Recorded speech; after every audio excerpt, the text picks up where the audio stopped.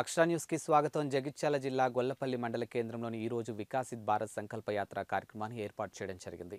ఈ కార్యక్రమంలో అధికారులు, పార్టీ నాయకులు, గ్రామ ప్రజలు పాల్గొన్నారు. ఇక దేశ ప్రధాని నరేంద్ర మోడీ ప్రవేశపెట్టినటువంటి పథకాల గురించి వివరించిన పార్టీ నాయకులు, కార్యకర్తలు ప్రధాని ప్రవేశపెట్టినటువంటి పథకాలు, పేదల కనీస మౌలిక సదుపాయాల కల్పన కొరకని తెలంగాణలో మహిళలకు పొగ నుంచి విముక్తి కొరకై సుమారు 11 లక్షల ఉజ్వల గ్యాస్ కనెక్షన్లు ఇవ్వడం జరిగిందని, ప్రజలకు సురక్షిత తాగునీటి సరఫరా కొరకై దాదాపు 54 లక్షల కుళాయిలు కనెక్షన్లు ఇచ్చామని వివరించారు.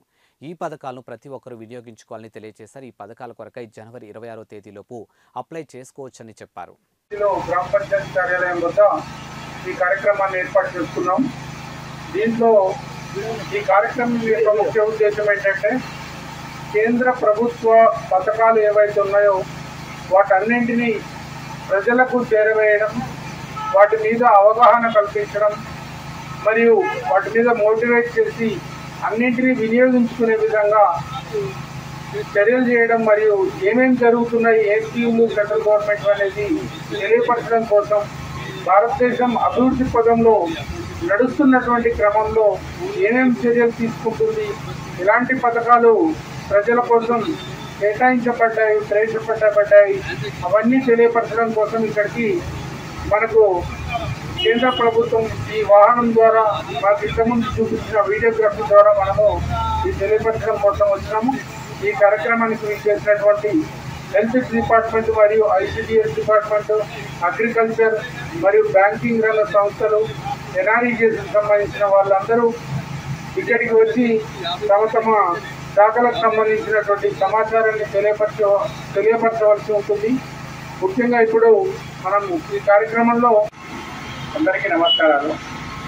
ప్రధానమంత్రి మన కేంద్ర ప్రభుత్వ పథకాల గురించి ప్రతి విలేజ్ నుంచి అందరికీ తెలియజేయాల్సిందిగా ఈ ప్రధాన వికాస్ సంకల్ప యాత్ర చేయడం జరుగుతుంది. అందులో భాగంగా ఆయుష్మాన్ భారత్ కార్డు ప్రతి ఒక్కరూ విధిగా ఆయుష్మాన్ భారత్ కార్డు విధిగా అందరి దగ్గర ఉండాలి. ప్రతి ఫ్యామిలీలో అందరికీ ప్రతి ఒక్కరికి ఆయుష్మాన్ భారత్ కార్డు ఉండవలసిందిగా ప్రధానమంత్రి గారు అందరికీ ఇన్స్ట్రక్షన్ చేయడం జరిగింది.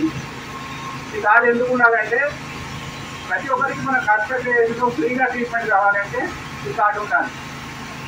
ఈ కార్డు మనకి ఎక్కడ దొరుకుతుంది, ఎలా చేసుకోవాలంటే, ప్రతి రేషన్ కార్డు ఎవరైతే తెల్ల రేషన్ కార్డు ఉంటుంది కదా, బియ్యం ఇచ్చే కార్డు, ఆ కార్డు ఉన్న వాళ్ళందరికీ ఈ ఆయుష్మాన్ భారత్ కార్డు ఎలిజిబిలిటీ ఉంటుంది.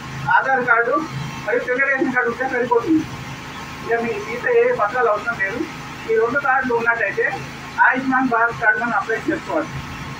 ఇది అప్లై చేసుకున్న తర్వాత దీన్ని డౌన్లోడ్ చేసుకున్నట్టయితే దేశంలో ఏ రాష్ట్రానికి వెళ్ళినా కూడా మనకు ఈ కార్డు ఉచితంగా ట్రీట్మెంట్ చేయడం జరుగుతుంది.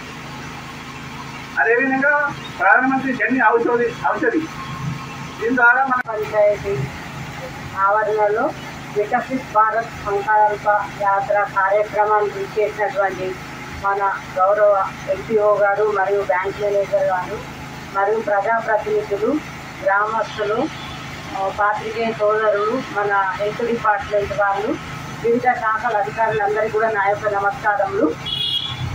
మనకు అంటే కేంద్ర ప్రభుత్వం నుంచి అంగన్వాడీ టీచర్స్కు శాలరీస్, ఆయాలకు టీచర్లకు శాలరీస్ ఇచ్చే దాంట్లో వాళ్ళ సెంట్రల్ గవర్నమెంట్ 60%, స్టేట్ గవర్నమెంట్ 40% ఇవ్వడం అనేది జరుగుతుంది.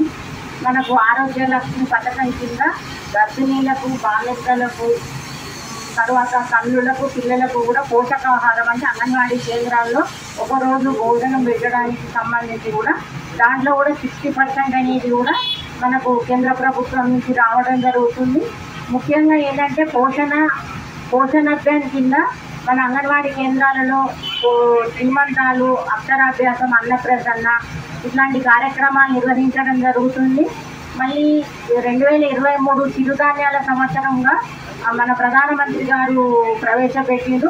దాంట్లో భాగంగా అంగన్వాడీ కేంద్రాల ద్వారా సెప్టెంబర్ నెల లోపల ప్రతి గ్రామాలలో కూడా మనం ప్రత్యక్ష ప్రదర్శన ద్వారా వాళ్ళకు గ్రామీణ ప్రాంతాల్లో కిచెన్ గార్డెన్ల గురించి, ముఖ్యంగా ఏంటంటే ప్రతి దగ్గర కూడా పెరటి తోటల పెంపకము, తర్వాత కుర్రలు, ఆర్కలు, సజ్జలు, అన్ని రకాల కింద ధాన్యాలు కూడా తప్పకుండా రోజు ఆహారంలో తీసుకోవలనని గ్రామీణ ప్రాంతాల్లో వాళ్ళకు చెప్పడం జరుగుతుంది.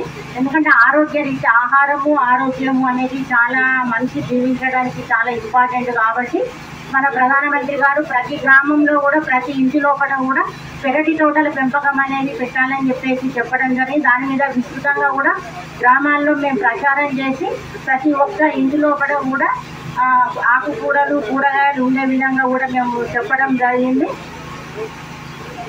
మళ్ళీ అంగన్వాడీ టీచర్స్కి ఆయాలకు కూడా PMJJBY PMSBY కింద కూడా ఒక 100 మంది టీచర్లను ఆయాలను కలిపి నమోదు చేయడం జరిగింది. 2015 నుంచి కూడా ప్రతి ఒక్కరూ దీంట్లో భాగస్వాములై వాళ్ళ శాలరీ అకౌంట్ నుంచి కూడా ఖర్చు చేయడం అనేది జరుగుతుంది. దానికి సంబంధించి వాళ్ళకి ఇన్సూరెన్స్ కింద 2 లక్షల రూపాయలు ఇవ్వడం జరుగుతుందని మనం వారికి చెప్పడం జరిగింది. వాళ్ళందరూ కూడా చేయడం జరిగింది.